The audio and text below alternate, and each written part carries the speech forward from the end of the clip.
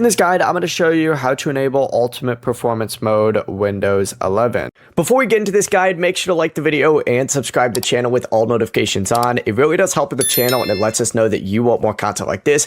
We'd greatly appreciate it. And if at any point throughout this guide you did have any questions, just ask them down in the comment section below and we could help you out further. I'm going to be doing my best to reply to every single comment down there. First things first, what you need to go ahead and do is hit the Windows key and R on your keyboard. It's going to pull up with a page that looks like this. And what you need to go ahead and do is type Control and then just hit Enter or hit OK. It's then going to open up a page that looks like this. And you need to look specifically for hardware and sound on here. If you don't see it, just open up power options. If you do see it, open up and then select power options. And if you only see plans like balanced, power saver, or high performance, ultimate performance is still going to be hidden. To unlock it, what you need to do is right click on this Windows icon down at the very bottom. This time go ahead and find Terminal Admin right here. Hit yes. It's going to open up the Windows terminal for you right here. And there's a specific command that you need to go ahead and put in.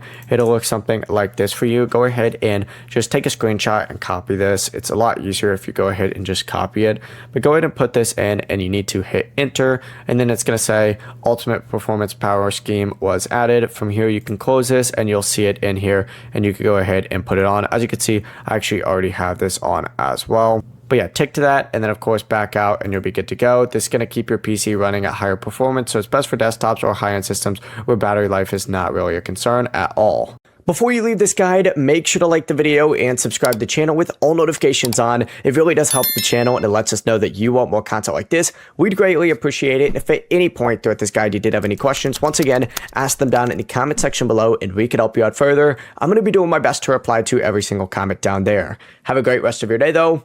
Peace.